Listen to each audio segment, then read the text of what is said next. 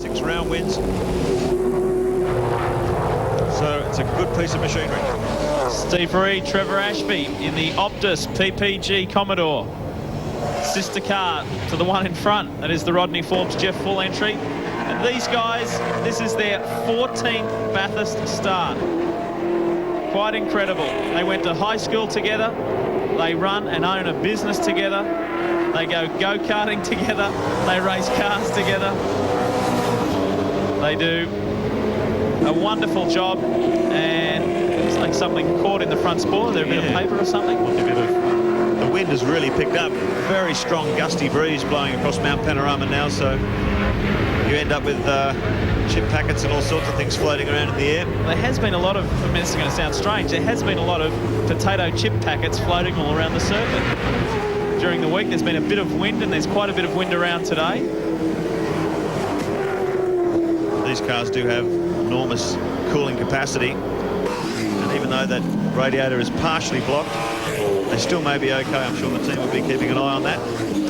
And if the engine temperature does get to a critical stage, there'll be a warning light on the car's dashboard that'll warn the driver of that fact. So hopefully things okay for the Lansvale team. The Optus Commodore really powering on at the moment. Drops it down through Reed Park up toward McPhillamy. Good strong performance from Steve Reed and Trevor Ashby, both 49 years of age. Run the Lansvale Smash Repairs operation out of Lansvale in Sydney. And just do their racing for the love of it. Oh, draw away around the outside of the Cranbrook car. No room there. Let's check it out. Where they sitting on the FAI race score. Radicic and Ellery continuing to lead a big charge. 2 seconds up the road from Stephen Richards. Lowndes and McConville still in that championship, winning 3rd position, all the way down to the two Johnsons, some 17 seconds behind our race leader. Cameron McLean sitting there in 10th behind Jeff Brabham and Neil Bates. They're doing a good job. Whelan Crick, Reed and Ashby, and Ritter and Owen 13th. They're the young guys we were talking about. Longhurst and Macro have worked their way from 21st back up to 15th. Smerton and Cox in the Victoria Coffee entry. They're in 20th position. Bright and Bear have dropped a heap of positions. Briggs and Lane, Morgan and DeGoston, you can see there's lots of laps down there, falling like flies in the FAI 1000. More to come after this break. In the last hour, it was safety car city here. It's been one big procession on the mountain so many times. This is the nasty crash for Simon Wills, the young Kiwi, which put us back under a full course yellow flag again. Jeff Full, another hard luck story, leading privateer, in fact race leader, you can see here. He hadn't made a pit stop, but Stephen Richards took care of that pretty soon, managing to take the lead past Full. And it wasn't over for Jeff, because John Bowd just touches Full as Full closes the door on a fairly legitimate passing move from the quicker Cat Falcon, and Full was spun. But he and Rodney Forbes were able to rejoin the race. They're still involved a lot further back. Stephen Richards in charge. 7 and white VR Commodore spins. Brett Peters and Danny Osborne also came to a stop in the colour scan Falcon, and we were under yellow again with this man on the charge, Paul Radicic. Big move through the field. Passing Lowndes into 3rd, passing Seaton to take 2nd, while John Bow and Jimmy Richards' race was over. The engine blew, and John was able to bring it back to the pits just in time. Richards and Murphy, Richards at the wheel, leading the race with Radicic close behind on the attack. There he is, Paul Radicic, locking into consistent 212s around Mount Panorama and taking charge in the FAI 1000 for 1999. Well, during that race update, both Ford Tickford Racing AUs have come into the pits. This is the number 6 entry, Neil Bates and Jeff Brabham. They are in and out. There's problems for number 5. That is Neil Crompton and Glenn Seaton. Greg Rust? Well, the word is, Lee, that it was suffering some sort of back tyre dilemma. Now, during the course of that pit stop, the guys worked on the rear suspension settings. They've made an adjustment to it. They threw 4 new tyres at it, threw Cromley in the car and threw some 120 litres of fuel in the car and sent him back out again. So hopefully that'll keep the tyre dilemma at bay. Interestingly, when they came into the pits, the cars were right nose to tail, and when Brabham came into the pits, he gave poor old Glenn a little nudge, and that meant that they couldn't get the Brabham car off the deck very quickly. Yeah, it's always tight when you've got those two cars. They're really only given a 1 car length pit allocation. And really, for 2-car team, you need 3 pit allocations. So you're going to have enough room to work in. So maybe that's something the organisers are going to have to look at in future as we move now to a full 55-car field. This is the Longhurst macro entry rounding up Neil Crompton. Now here's a replay of an earlier incident. His escape passing Lowndes on Mountain Straight and moving up into 3rd position outright. Stephen Richards still sitting in 2nd, and Paul Radisich leading the way. Now we have had word that the Holden Young Lions car has come into the pits. They were running in the top 10. It'll need to be a slick stop to get them back out there as well, and Todd Kelly should be in the car. Shell replay. Oh, the Craig Harris car. Tim Shaw had a bit of a spin coming on to pit straight. That is in fact the car that won this race last year in the hands of Jason Bright and Stephen Richards. So not so lucky in 1999 in the privateer's hands. Here's the sole remaining Valvoline Cummins machine, driven by Steve Owen and Greg Ritter, 2 of the top Formula Ford drivers from this year. In fact, 1st and 2nd in this year's Ford Racing Championship. Speaking about Australian drivers being exported, Steve Owen hopes that he will be one of them. He tested an F3 car at Zandvoort recently and hopes to be a competitor in the German Formula 3 Championship next year. We hope so. We hope that he can come up with the funds and get over there and get some European experience under his belt. He certainly is an outstanding young open-wheeler driver. They're going in droves. Well, they're trying to. Well, yeah, it's great though, isn't it? There's a big push. We've got so much Australian talent in 2-wheel action in both America and Europe. So it seems to be a natural path, a natural progression for top Australian riders to move their way through the ranks and overseas. It hasn't really been the same situation on 4 wheels, but all of a sudden we're finding a whole new breed of brash Aussies heading overseas to try their hand at open wheel formula and hopefully move up to the top level. Let's keep our fingers crossed for them. Talking with Marcus Ambrose earlier, he said that he's very, very close to confirming a drive in the French Formula 3 Championship. So the oil flags are out there.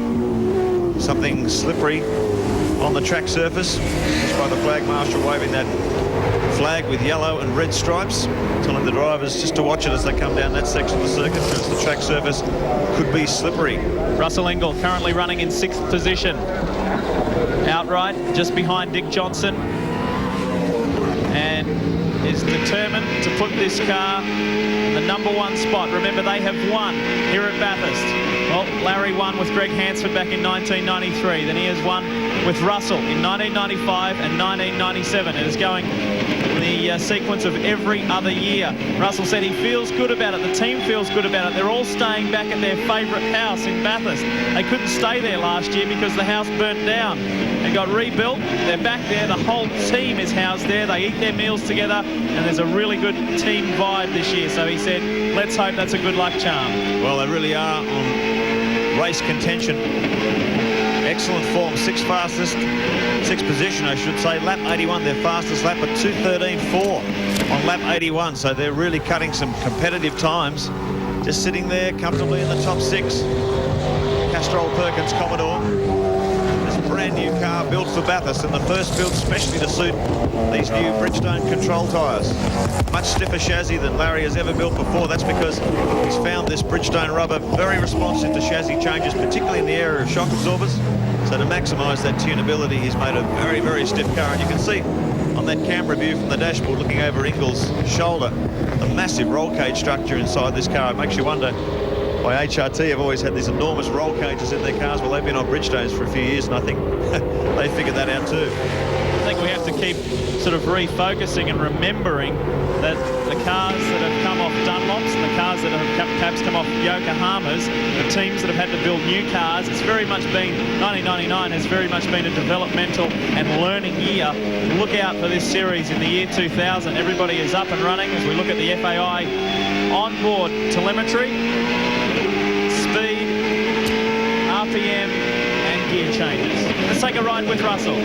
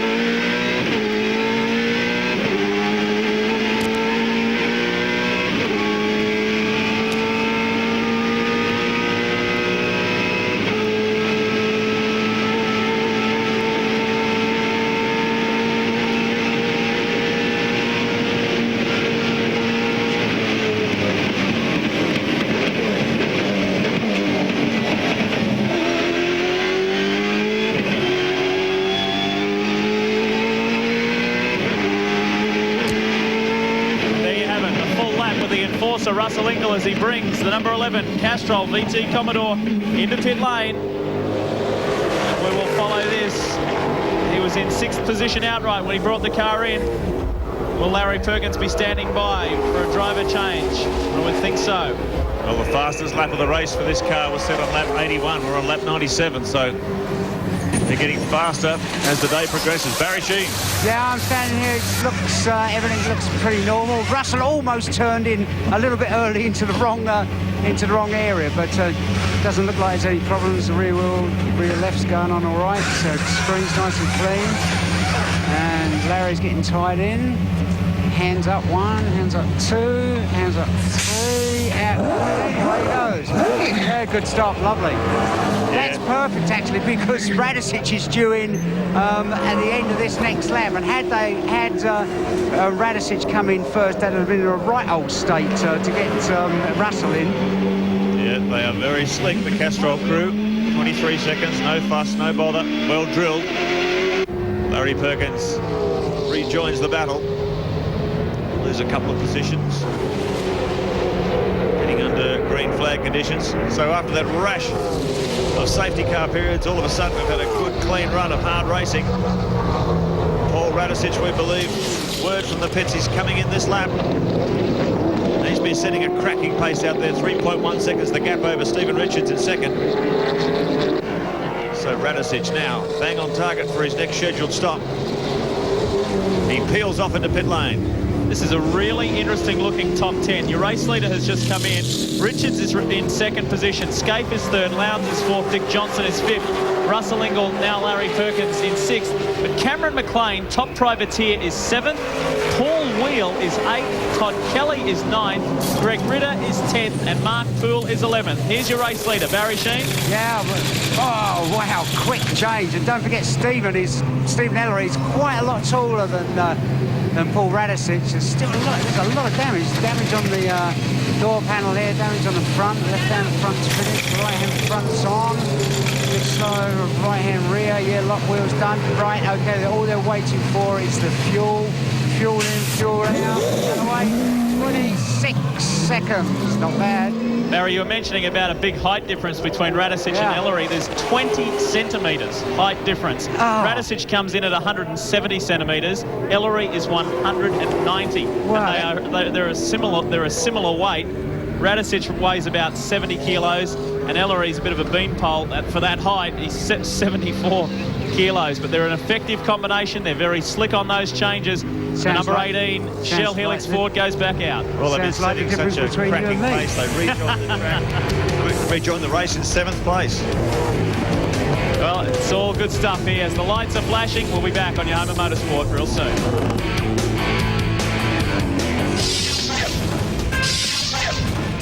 Car number 2, Scaife Morris in the pits as HRT tries to secure a championship. Stephen Richards is trying to secure a rare trouble as we see car 17 pull in, the Johnson & Johnson pairing. Dick and son Stephen, what a farewell that would be. Barry Sheen. Yeah, I'm just looking, no dramas at the moment. Still quite a bit of damage on the right-hand front there, but nothing to fall off it. Nicely well-oiled pit stop. Yeah, Stephen's still tying himself in. Yeah, tightening the old shoulder straps up against the rev limiter, and away he goes. That was pretty quick. I don't know what it was, but it seemed pretty quick to me. Stephen will give this car a very good run as he brings the 17 Shell Helix Ford back out. Joining us in the commentary box is Caterpillar Ford pilot John Bow. John, welcome along, and things were going so well early on. Yeah, well, they were, Lee. I mean, this is a bit of a race like that, isn't it? Things go well, things go bad. And it's quite a crushing race, because if you have problems, especially when you're only halfway through it, you know, it certainly deflates your day. But the car was going well. We made some quite good tactical calls, and Jimmy did a good job, and, you know, it was going sweetly, and all of a sudden it developed this horrendous vibration in the engine. I imagine it broke a crankshaft or something, so I switched it off. I didn't want to spread it all over the road, so... as they say in the classics, we'll have to come back next year.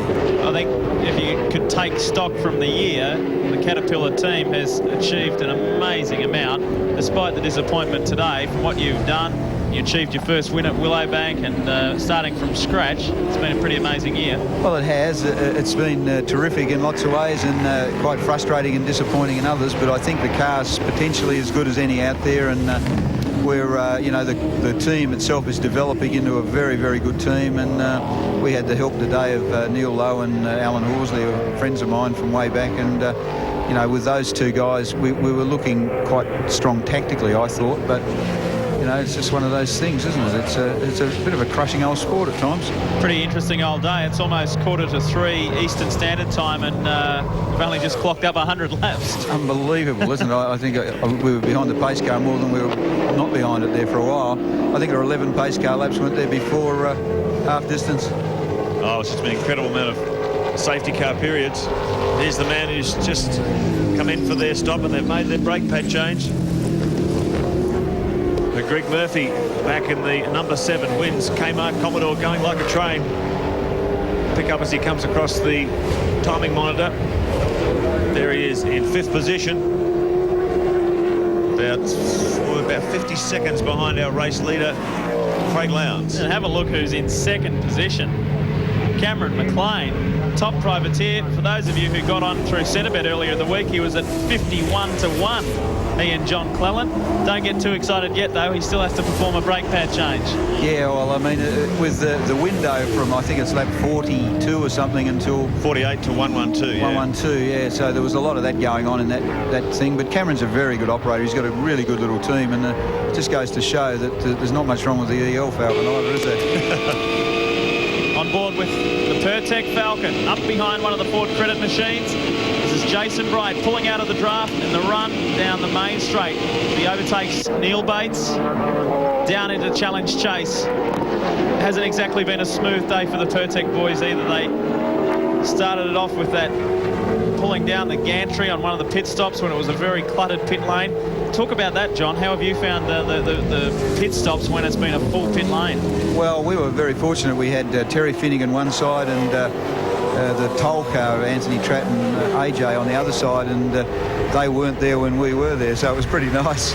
But yeah, I mean, really, when you've got 55 cars, I think the place needs a bit of a revamp, doesn't it?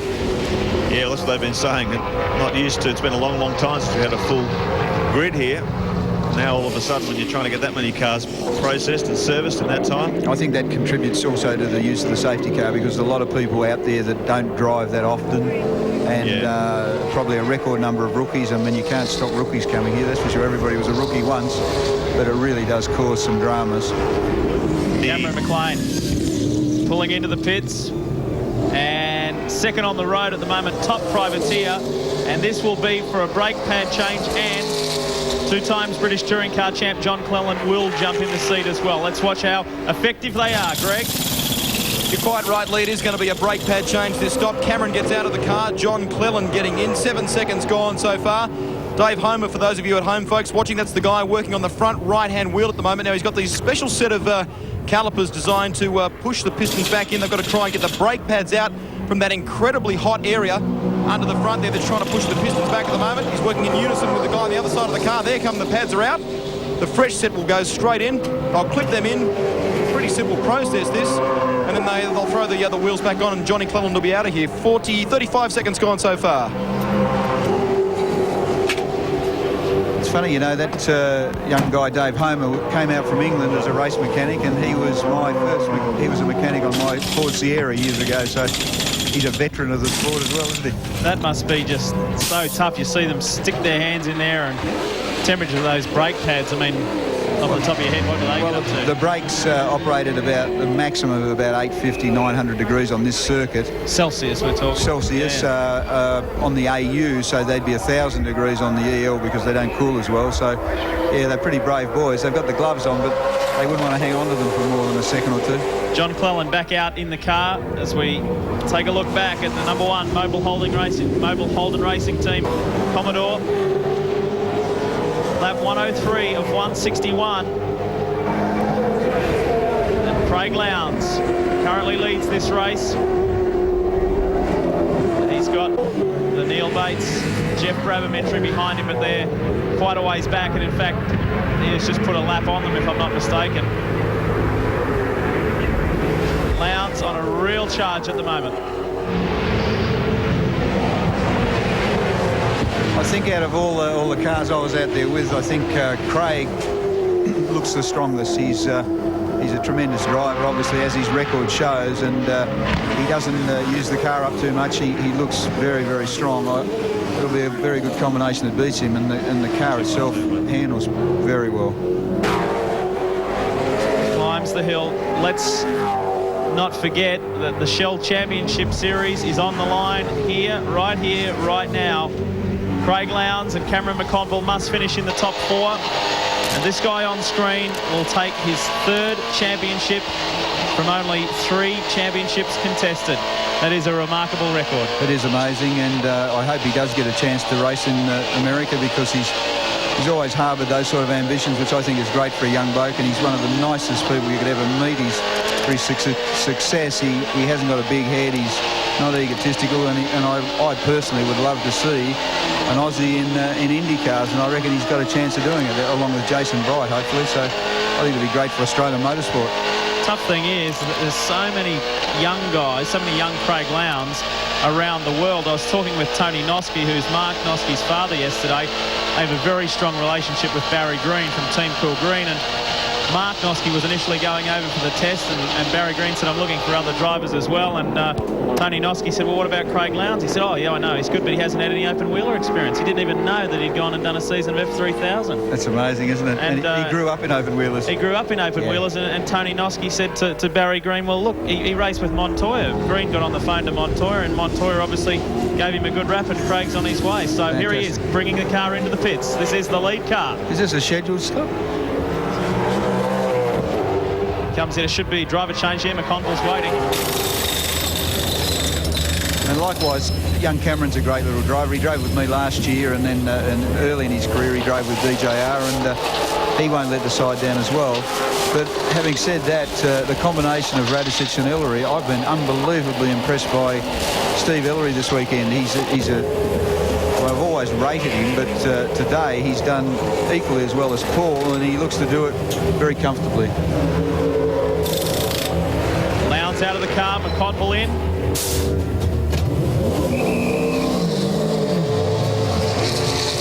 And away we go. McConville, John Bowe, has done everything that's expected of him today. He just had to keep the car on the road, keep it at a reasonable pace, and help Lowndes' chances. So he's done everything that's been asked of him. 25-year-old Victorian, as he brings the #1 Mobil 1 Holden Racing Team Commodore out of the pits. This is the FAI 1000 on your home of motorsport. Back real soon.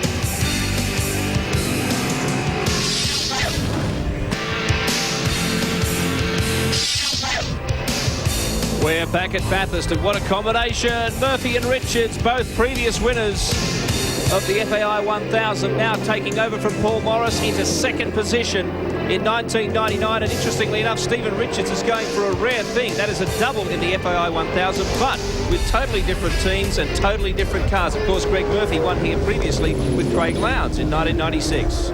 Former enemies in 2-litre Super Touring. Greg was a factory Audi driver, Paul a factory BMW driver. Now they're duking it out in V8 Supercars. The wins driver, Greg Murphy, doing a great job in 2nd position. There are a lot of people saying, just quietly, I think Greg Murphy, Stephen Richards might have a good chance. They didn't get much of the limelight, and that suited them fine. They were desperately disappointed the other day not to be in the top 10.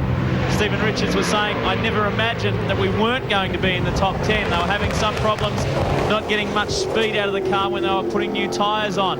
So they were a little bit disappointed there, but as you can see now, that has no significance whatsoever. Greg Murphy is now running 2nd in the race to Stephen Ellery.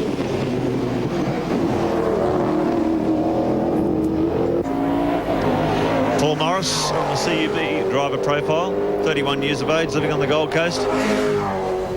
First race night back in 1985, but he made his Bathurst debut in 1991 with the BMW team. 6 starts around the mountain, 3 finishes. His best result, a 10th so far. And keep in mind, it's quite remarkable, but a guy with his amount of experience is a V8 rookie at Bathurst in 1999.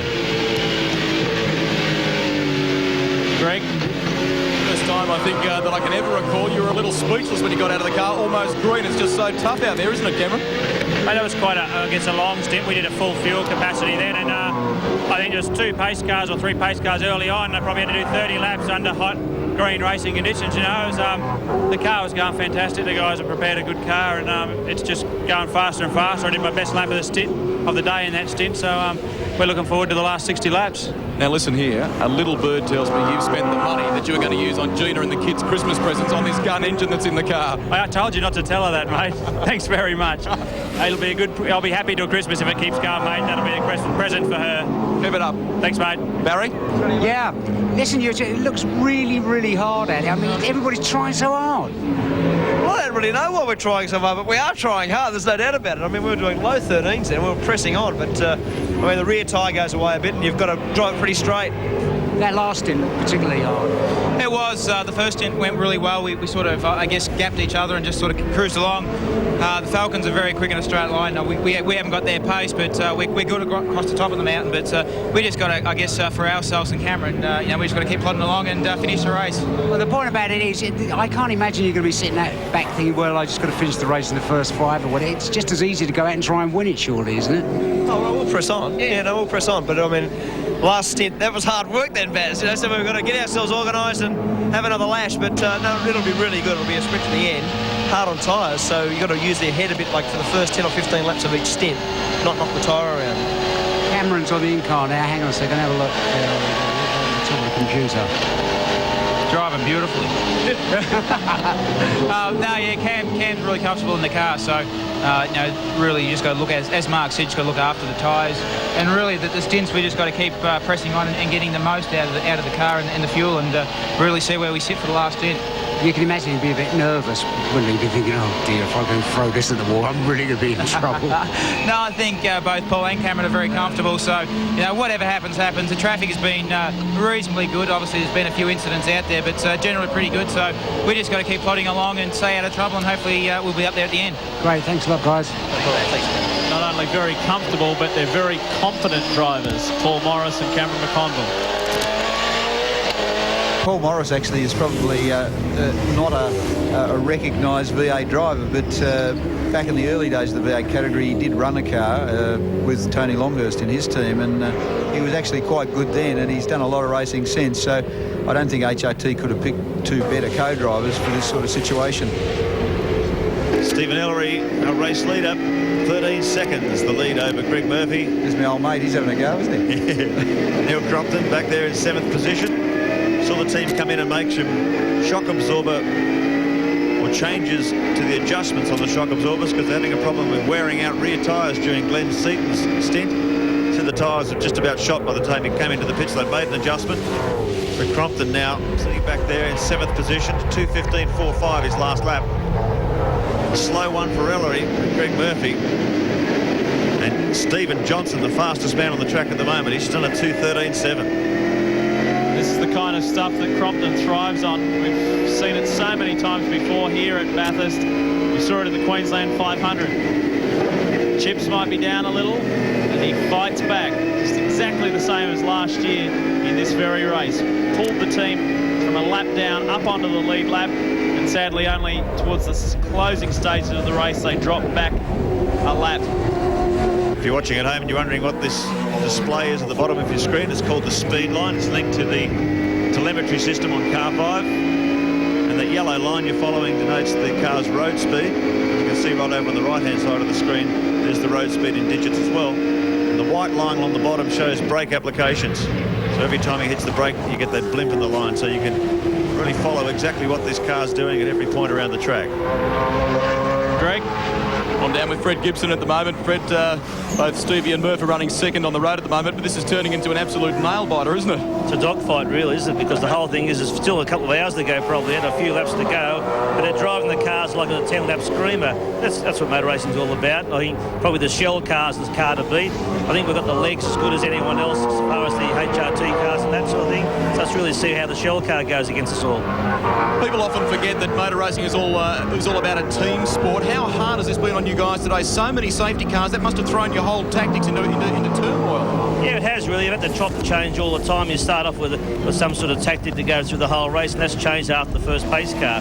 So I think you have to chop and change it and see how you go, fuel strategy-wise, and also for the brake pad change. You've got to fit all that into your program. It's been a pretty hectic day, I can tell you. And it's not over yet. Long way to go yet, I can tell you. Good on you, Freddie. Thank you. Certainly is a long way to go for Freddie Gibson. He's been there as a driver and as a team manager. He's been tremendously successful. He knows this mountain and loves the competition. Radicic and Ellery continuing to lead. 10 seconds up the road from his car. Stephen Richards and Greg Murphy, Scape and Morris third. All the way down to Noski and Kelly, the Young Lions car, still running strongly in 8th. Still very strong lineup in that top 10. Wheel and Crick round out the top 10. Brabham and Bates. We have the top 11 cars on the lead lap. And then we start getting into the guys that are doing it a little tough. Romano and Hossacker hanging in there in 17th, though, in the Siemens Mobile car. Harris and Shaw after that spin. Lindstrom and Price back in 26th position. A lot of work to do. Then we start getting into the cars that have run into a little bit of stride. Back soon. Update brought to you by Mitre 10. We haven't seen so much of the safety car in the last hour, but we have seen a lot of vital pit stops as this tactical battle continues. It is also a battle of speed as we see Crompton in the car after some serious rear tyre wear.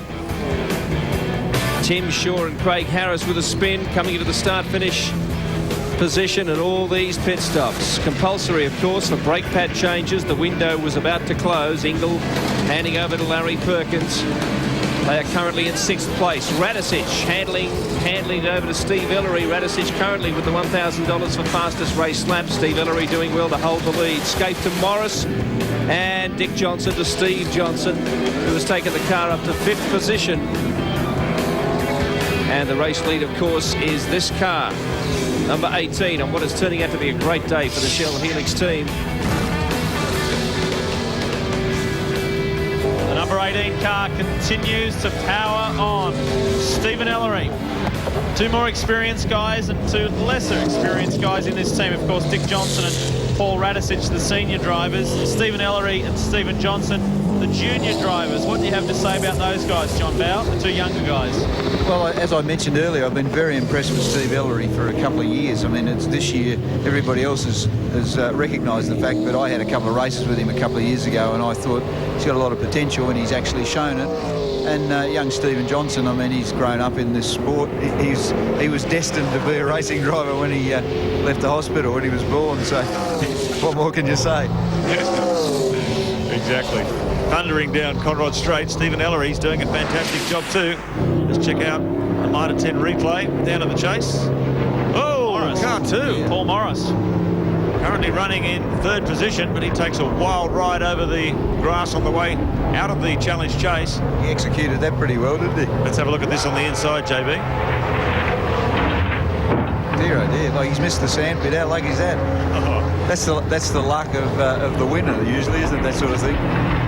There's so many potential winners out there. Very, very hard to pick, even at this stage of the afternoon.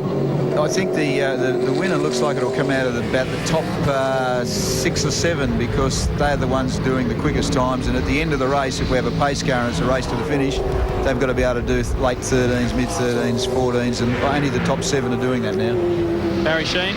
And they've got to keep off the grass, of course. Now, Garth, you're standing there watching the race. Who's your favourite? What do you reckon?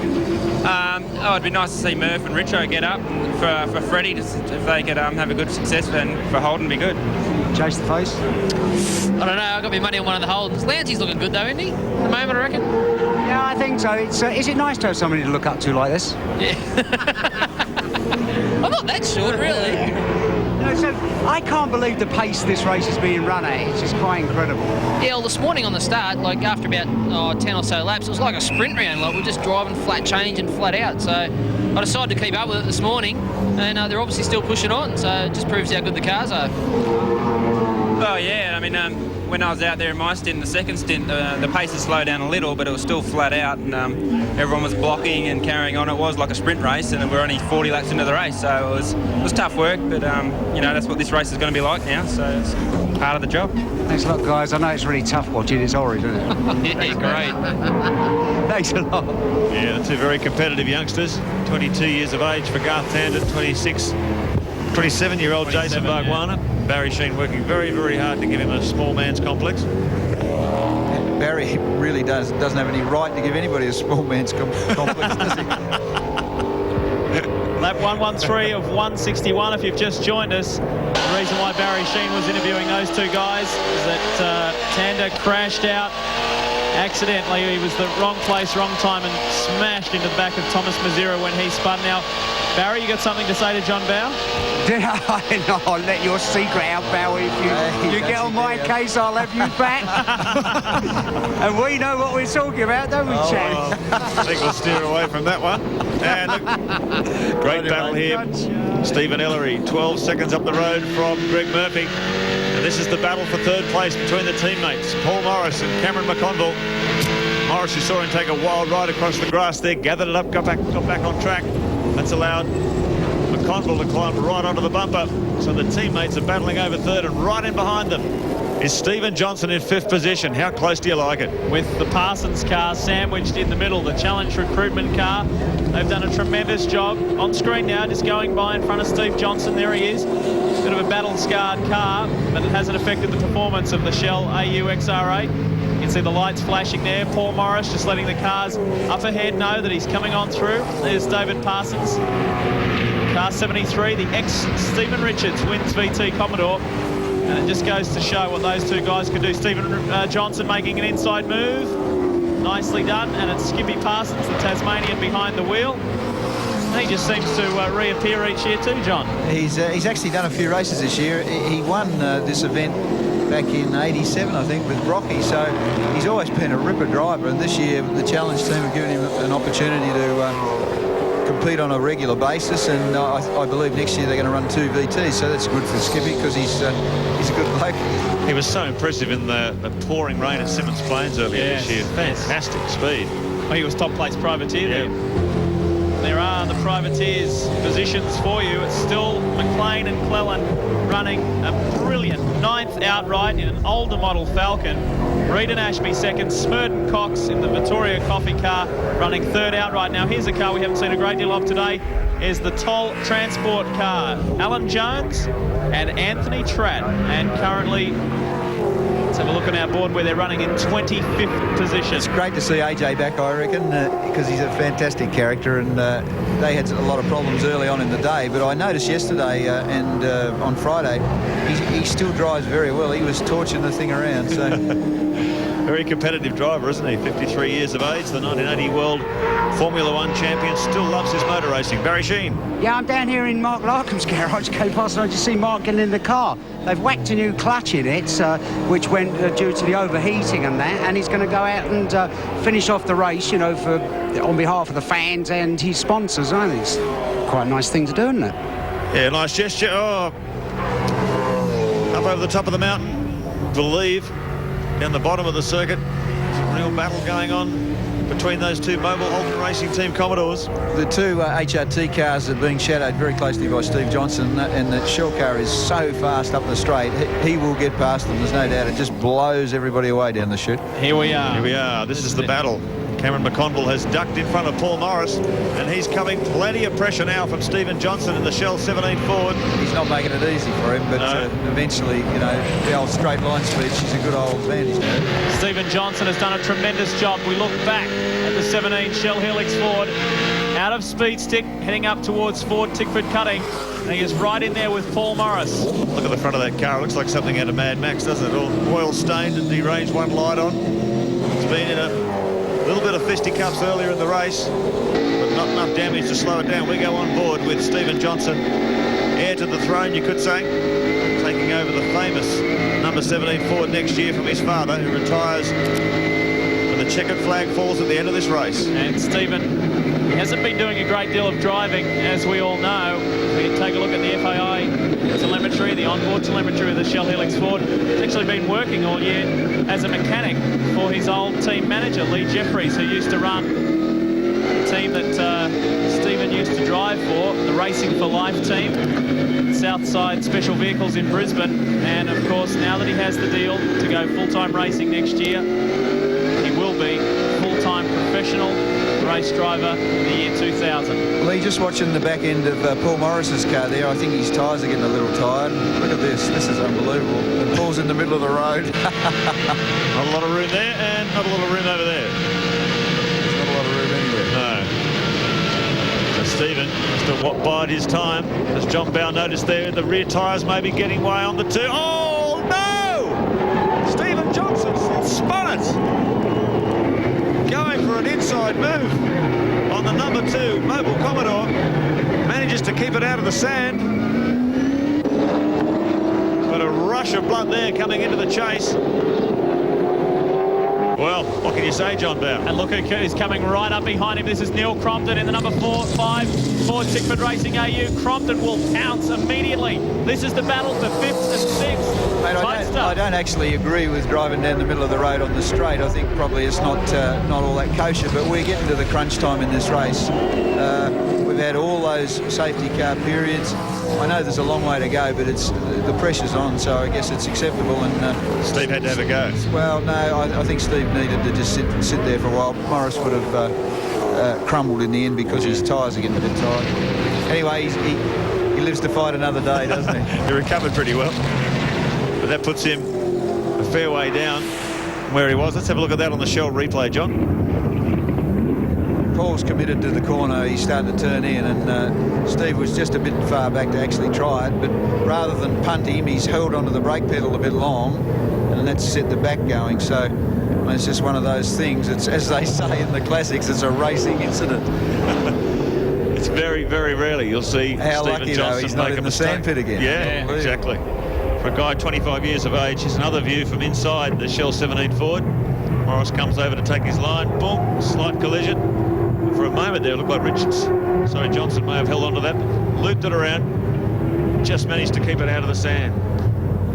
Didn't lose any positions on the track, but is under increasing pressure now from the Ford Tickford AU of Neil Crompton. Barry? Yeah, I'm sitting here with DJ. What do you reckon then, DJ? You can't say that on television. No, not at all, mate. It's a bit of a learning curve for him. You know, you really shouldn't block anyone going in a straight line, but obviously that's one of those things that happens with some people, you know. Some are courteous and some aren't. So Steve was a bit frustrated, you reckon? Don't worry, he'll catch him up again and blow him away again. Make him a tap up the bum. No, I don't think he'll do that. He's not that silly. No, thanks a lot, DJ. Thanks, pal. Yeah. Johnson having plenty of faith, plenty of confidence in his son. That's a term plenty of people have used in relation to the Shell Fords today. He'll get in there and blow them away. They've got some big horsepower, and they've been putting it to good effect on the long straights and the mountain climbs. This will be a good battle with Crompton behind Steve, because Crompton is, as you guys know, is unbelievably good around this circuit, and he'd be cracked off because they had a problem earlier, so he'd be going for it.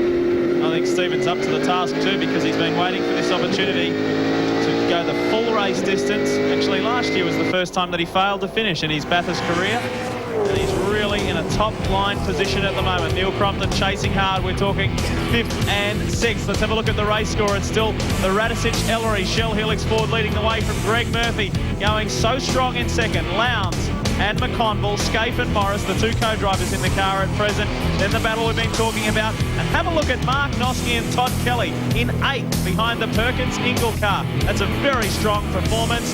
And we'll get back into the drivers one lap down at present.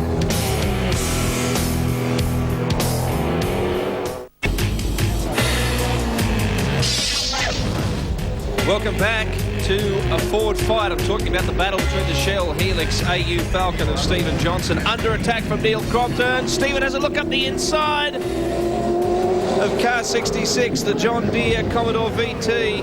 The Poole and Scott Commodore can't quite get round as they head into pit straight. And out of pit straight now. And Crompton putting him under pressure. We'll have a quick look as we see. Stephen Johnson's flashing the headlights at Mark Poole, but Mark Poole really, there's a couple of opportunities there. I thought Steve would have blown past him. The John Deere Commodore still very much in front. He's a lap competitor. Now he gets through. Now he gives him some room. Stephen Johnson, you can see him flashing the lights on. Plenty of pressure from Neil Crompton behind him in the FTR Falcon. This is the battle for 5th position. And now we're through that little drama. A reminder, the Ford Banner competition. The lines are closing at 4 p.m. Eastern Daylight Saving Time, okay? 4 p.m, and that's not too far away, about 40 minutes. Here are your four to choose from and the numbers to call. A marvellous array of Ford banners. Great to see the Ford fans getting behind their various teams in 1999, and it's a big comeback weekend for the AU, which has had a year of development now. And as we've said a couple of times already, and the drivers have said too, look out in 2000 as the AU is really back on the rails. This is the final of your four to choose from. Quite an elaborate display there. They've come from all over Australia. You can win, if you are the home viewer that gets the prize, a trip for two to Monaco for the Grand Prix. That'll be announced tomorrow night on Sports Tonight. Of course, the winning banner creators get a Falcon XR8 to hoon around in, worth $55,000. It's your daily rate, isn't it, Billy? I drive an XR8 myself, Bill, and it's a fantastic car. So are they going to take the XR8 to Monaco or not? Is that what do you get to hoon around at Monaco? Wouldn't that be nice? Wouldn't it? They wouldn't know what it was over there. Barry Sheen. Billy's daily rate's far in excess of that. Russell, what was the car like when you're out there? Yeah, it's a bit evil, Barry. It's we've got a pretty bad understeer that's crept into it. I don't know why I wasn't there during the week, but just makes such a job of every corner. Every time you turn the wheel, it just wants to go straight on. So it's a bit spooky at the moment. What about, say, at the end of the race, if there was a pace car thing when you were out there and you were right up with them, do you reckon you can still stay with them and give them a go? Well, I mean, relying on you, Russell, you realise this. I think we could drive around it a bit. I mean, you have to drive it a bit on the throttle, sort of use a bit of dirt racing, you know, grab a heap of throttle and slide it through a corner. But the trouble is you can't do it for too long, it starts killing the rears. But if it comes down to sort of the last 10 laps, don't worry about that, we'll get into it. And Larry's got radio trouble, hasn't he? Yeah, he can hear us, but he can't radio back. So at the moment, we got a sign up. We do a bit of sign language here up on the board and sort of flashing the lights and 1 for yes and 2 for no and all this sort of capers. Well, if Larry's got the hump, it's not a bad thing if you can't hear him. You could say that. I think a few of the crew would. All right, thanks a lot. Cheers. Thanks, Russ. Russell Ingall, and there's the boss, Larry Perkins. Apparently the car not working too well for them at the moment. Sitting back there in 7th position, 2:14.7 the last time from Perkins. I mean, if they're struggling with it, John Bound, they're certainly doing a good job because Ellery's just done a 14.2, so they're not that far off. No, it's just probably not the way Russell likes to drive it, but it's not that much slower. And the top 7 cars are all dependent upon traffic, are all doing around the same sort of time. So we get a pace car between now and the end, she's on for sure. With just 40 laps remaining, we've got a great situation with the top 11 cars still on the lead lap. The Shell replay, this is the Cranbrook-Croswell car spinning, and it's just an amazing effort that this car is on the track. There was a huge crash. Dean Croswell had a very heavy off with this car, and the TAFE team and the Cranbrook team worked such long hours to get it on the circuit. So just to be out there is a relief for those guys. Now, Larry Perkins had quite an interesting race earlier in the week, or in fact last weekend at Bankstown in Sydney. At the airport, they had an air show, and I guess for those of you who were there will know a little bit more, but he had a 3-way race against Darryl Beattie on a Suzuki Hayabusa. Larry was in a Porsche, and they both raced a Jet. And they gave the Jet a bit of a run-up, and then they went, and unfortunately, Larry came last. I imagine he would. Those Hayabusas are a frightening thing, aren't they? So Larry Perkins continuing to grind away in the Castrol Commodore. Steve Ellery's last lap was a 13.7, so... I've just been monitoring that, mate. Look at the gap he's opened on Murphy. He's just been chipping away out to a 13.1 now, so he is doing an absolutely sensational tremendous job and thoroughly deserves a regular gig, doesn't he, really? Well, he does. 24 years of age, lives up on the Gold Coast, had a disastrous year with the ill-fated Holden Young Lions team a couple of seasons ago. Has been slim pickings for him with his father Bruce trying to run what rounds they could on the what little money they had. But I was talking to Bruce yesterday, and things are looking pretty good for 2000. If everything comes together, we've got our fingers crossed it does. Stephen will be back in action in 2000. Let's hope he's there. Well, Stephen Ellery has never raced on Mount Panorama with the same teammate more than once. He raced with Phil Ward in a Commodore back in '94. Longhurst, where he stood on the podium in 96, Darren Hossack in 97, and Paul Romano last year. If you remember back in 96, though, Lee, he did a very, very good job. He did that double stint. Yeah, he did, and Tony got most of the credit, but Steve contributed to a great deal. And, you know, when I personally think he's the find of the season, although I take credit for finding him a few years ago. Did you charge a fee? No. It's just, I often thought that I should have, all these young blokes that I've found over the years, I should have actually managed them. I was just going to say, you're normally a lot sharper than that financially, Joe, but I'm surprised you missed that management opportunity. Yeah, well, I thought of it a couple of times. I was too busy trying to, you know, win a race or two. Here is the number 1 Mobil 1 Holden Racing Team Commodore. Cameron McConville still behind the wheel and doing an outstanding job in third. And where that car is, so long as it remains where it is, Craig Lowndes will be the 1999 Shell Championship Series winner. Yeah, remarkable effort. As you said earlier, that'll be 3 championships from 3 championships started. That'll be a 100% winning record, and considering the level of competition in V8 Supercar at the moment, an outstanding effort by the team too, though, isn't it? I mean, without detracting at all from Craig's performances, but it's a superb team and always in contention. And Jeff Gretsch is obviously a very good operator. This is an interesting battle here because Stephen Johnson has dropped Neil Crompton off.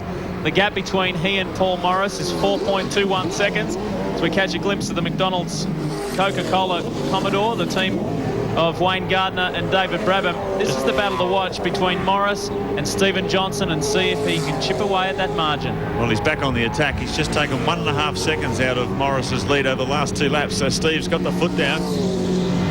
He's closing up on the Mobil Holden Racing Team Commodore. And by our sums, all these teams should be coming in for their final pit stop about lap 130 maybe, 131.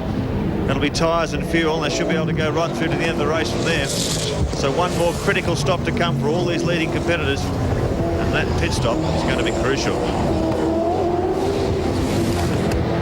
Do you have feedback with your team, John, when you're out there in terms of, obviously you've got a strategy and a program to run by, but do you say, no, to your team manager, no, the car's feeling good, let's let it go for another couple of laps, or do you stick to that regime and that schedule? Well, we have obviously some interaction over the radio.